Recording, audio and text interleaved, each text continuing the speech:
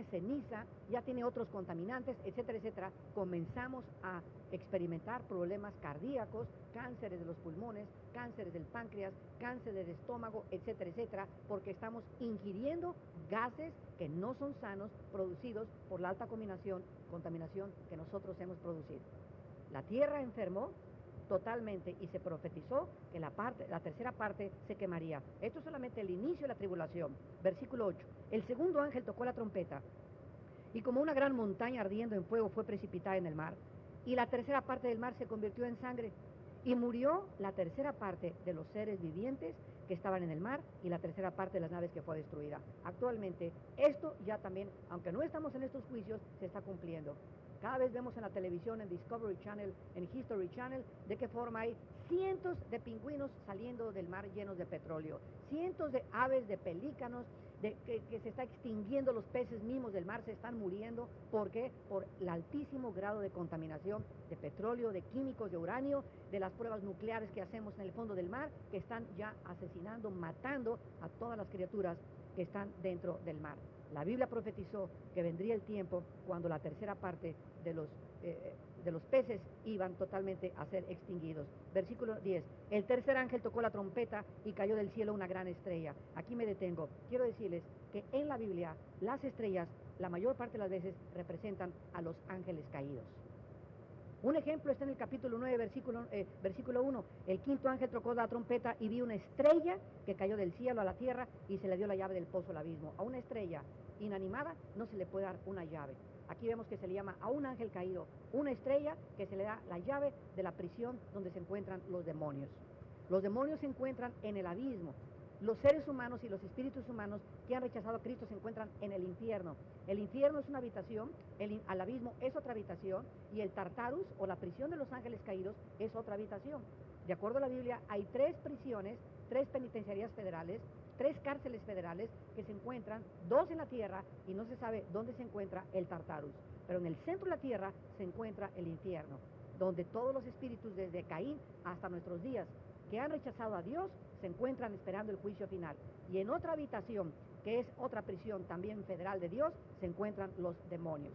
Aquí se va a abrir la prisión y van a hacer que todos los demonios se salgan de sus guaridas de esta prisión. Imagínense abrirle la puerta a los presos para que vengan con toda la rabia, con todo el rencor, con todo el odio que han albergado durante más de 6,000 años de historia, para comenzar a atormentar a los seres humanos y producir perversiones genéticas. Dice el versículo 11, el nombre de esta estrella es ajenjo. O sea, el nombre de esta potestad satánica es amargura. Ajenjo significa amargura.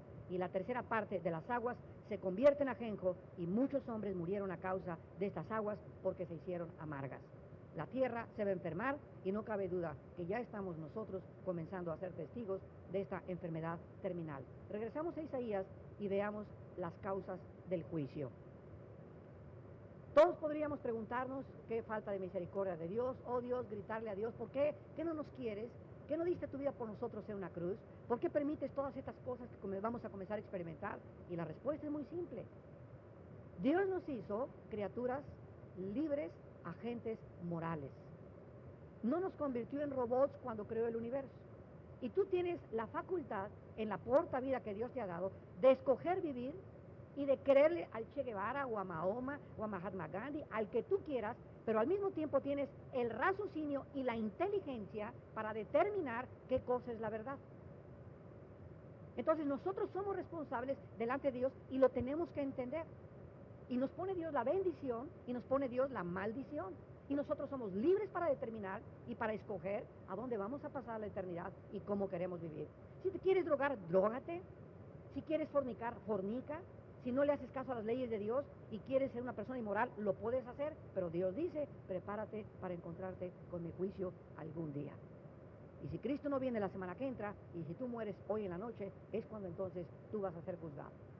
Y vas a determinar en qué lugar vas a pasar la eternidad. La Biblia dice en el versículo 5 las 3 razones por las cuales Dios nos va a juzgar. Y la tierra se contaminó bajo sus moradores. En otras palabras, el alejamiento del ser humano de Dios infecta la creación. Cuando nosotros nos alejamos de Dios, inmediatamente está tan interrelacionado los árboles, los animales y las plantas con el ser humano, porque cuando Dios puso al ser humano en el huerto del Edén, lo puso arriba para que nosotros nos enseñoreáramos y gobernásemos la creación que Dios puso debajo de nosotros.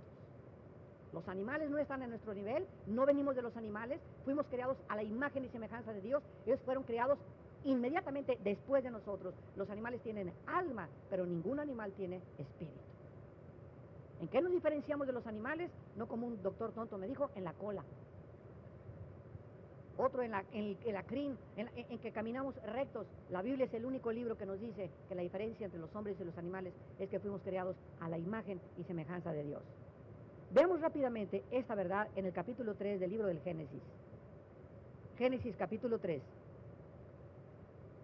Y veamos que es muy importante que nosotros podamos comprender esta verdad de Dios, porque si no lo comprendemos, no entendemos a quién echarle la culpa. Dice Génesis capítulo 3 que cuando el hombre se rebeló contra su creador, en el versículo 16 le dijo a la mujer que el resultado de su rebelión era que iba a comenzar a parir con dolor. Multiplicaré en gran manera los dolores en tus preñeces. El dolor que una mujer experimenta al parir no se compara con ningún otro dolor, es de los dolores más grandes que existen. Los hombres nunca lo vamos a poder comprender porque nunca vamos a parir nosotros. Pero el dolor que tienen las mujeres, ahora pues ya casi se ha mitigado, ¿verdad? Porque casi todos ahora se les hace cesárea. Pero cuando una mujer pare, ¿verdad? Son dolores intensos, gravísimos, profundos, y dice, con dolor darás a luz los hijos. O sea, por primera vez en la Biblia aparece la palabra dolor. Y tu deseo será para tu marido, y él se enseñoreará de ti. En otras palabras, la mujer trae, de acuerdo a la Biblia, el instinto de tratar de gobernar y de dominar al marido. Y dice la Biblia que él es el que debe de comenzar a controlar y a dominarla a ella.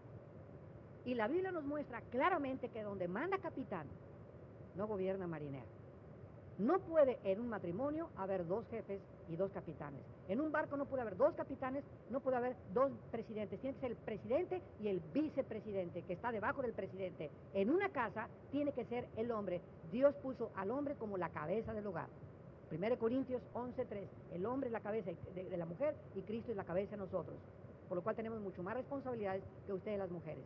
Cuando la mujer cristiana acepta la voluntad de Dios y se somete a esta voluntad de Dios y no trata de razonar y decir ¿por qué? Porque si tú quieres razonar, mujer, quiero decirte que es mucho más grave ser cabeza, tener de cabeza a Cristo que tener de cabeza a un varón. Porque a nosotros nos va a exigir Dios 100 veces más que a ustedes. Entonces, ustedes tienen que comprender que esto lo hizo Dios no porque el hombre sea superior. El hombre, claro, por el pecado. Al creerse que la mujer es la que debe estar sometida, el hombre ha abusado de esta sujeción y de esta cabeza y ha convertido a su esposa en una sirvienta y en un objeto para ser usado. De tómala y déjala. Y cuando el hombre no entiende que la mujer es coheredera de nosotros y que Dios no la creó de los pies para que la pisoteáramos, ni la creó de la cabeza para que estuviera arriba de nosotros, sino que la creó de nuestro lado para que la tuviéramos junto con nosotros, la consideráramos, la amáramos, fuéramos caballerosos con ella y fuéramos considerados en toda la extensión de la palabra y viviéramos en sabiduría con ellas, entonces el varón va a recobrar su identidad. Y mientras tú no recobres, varón que me escuchas, tu identidad, nunca sabrás por qué Dios no te puede bendecir. Lo hemos dicho y lo seguimos insistiendo. La forma en la que un varón trate a su esposa es la forma como Dios nos tratará a nosotros. Porque dice en Efesios 5, nadie aborreció a su propia carne, sino que la cuida y la sustenta. Así que el que se ama a sí mismo, ame a su mujer. Maridos, amen a vuestras mujeres. ¿Cómo? Como Marco Antonio, como el Che Guevara, no como Rambo. Ámenla como Cristo amó a la iglesia sacrificialmente. Eso es un amor sacrificial donde al mismo tiempo yo estoy arriba de ti, mi amor, pero al mismo tiempo yo me convierto, escúchame y sígueme con cuidado, al mismo tiempo yo soy tu siervo, porque Cristo vino a servirnos. Entonces, el hecho que nos convirtamos en siervos de nuestra esposa tampoco implica que ella se va a aprovechar. Y la Biblia nos muestra claramente qué sucede cuando se violan estas leyes. El doctor James Dobson, un psicólogo cristiano, creo que vive aquí en California, dijo que el 80% de los homosexuales provienen de matriarcados, donde la mujer en su casa es la que manda. El muchacho creció pegado a las faldas de la mamá, la imagen del padre nunca la tuvo el presente y comenzó él a desarrollar un amor a las mujeres enfermizo. Y cuando un muchacho, un varón, ve que en su casa es ella la que cállese y métase usted a la casa, le dice ella a él, ¿verdad? Y el marido todo así, todo, y comienza a crecer, y la mujer no domina con su sabiduría, que tiene que empujar al varón para que él sea el que tome el timón del barco, y para que él sea el que gobierne la casa, y para que él tome las decisiones. Entonces hay un juicio sobre ese matrimonio. Porque no es la voluntad de Dios que la mujer gobierne al marido, que no haya un matriarcado. Y que si el marido va a gobernar, la tiene que gobernar con dulzura, con cariño y con sacrificio. Esta es la razón por la cual necesitamos la Biblia, amados santos, para aprender cómo vivir, cómo ser padres, cómo ser madres, cómo ser hijos. Porque el psicólogo, ni el psiquiatra, ni nadie nos va a enseñar cómo tratar a nuestra esposa, porque nadie creó a nuestra esposa más que Dios. Y el punto en el versículo 17 dice en Génesis 3, y al hombre le dijo, por cuanto obedeciste a la voz de tu mujer, y comiste del árbol que te mandé diciendo, no comerás de él. Escuchen esto, maldita será la tierra por tu causa. O sea, antes de la caída, las flores no tenían espinas, los alacranes no tenían veneno, las cascabeles no tenían veneno, los leones no rugían, no había ferocidad, no había la lucha del más grande con el más chico, los tiburones no se comían a los peces más chicos, ni las ballenas tampoco. Todo en la creación era equilibrado, y cuando el ser humano se rebela contra Dios, algo sucede en la genética de la creación.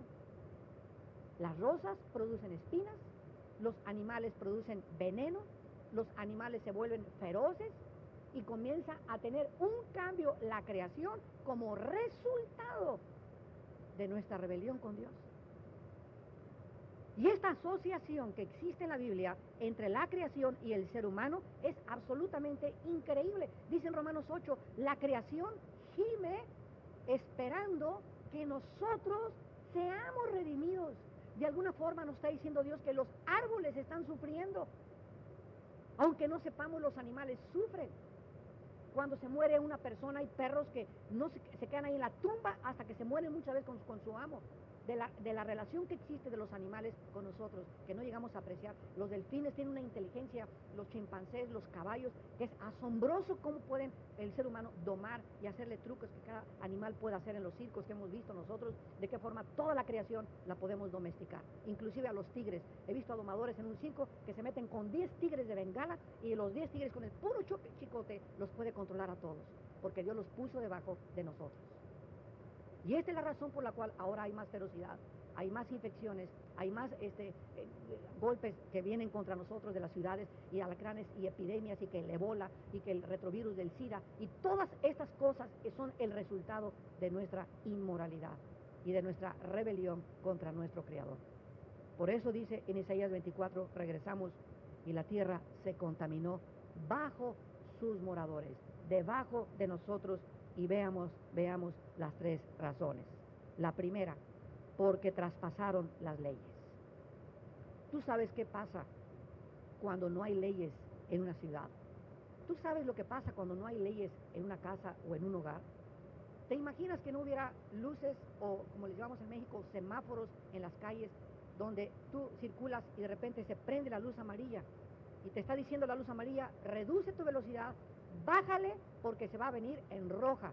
Y si te pasas en roja, estás traspasando, estás violando una ley. Si hay una patrulla, te persigue y te va a dar un ticket, te va a cobrar una multa. Porque si tú no obedeces las leyes del gobierno, sería la anarquía. ¿Qué pasaría si no hubiera policía?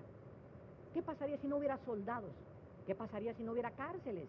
Desgraciadamente, las luces, la policía, los garrotazos, la violencia que se usa, las guerras, es el resultado para poder frenar y detener la pecaminosidad humana. El pecado humano ha hecho y ha producido que necesitemos vivir bajo leyes, porque si no tenemos leyes, sería la ley de la selva. Imagínate que nada respetara a mi mujer, y que todos fueran contra mujer y contra mi mujer, y que te quitaran a tu esposa y que te quitaran a tus hijas. Imagínate que viniera este tipo de violencia como la que está viniendo ya en el mundo, donde ya no respetan a tu esposa, no respetan tu casa, secuestran a tus hijos, como en México y Latinoamérica. No se imaginan, en México tú ya no puedes caminar en la Ciudad de México porque no sabes quién te va a secuestrar, quién te va a asesinar por quitarte la cartera y quitarte 30 pesos o $3 de la cartera. Te matan por $3.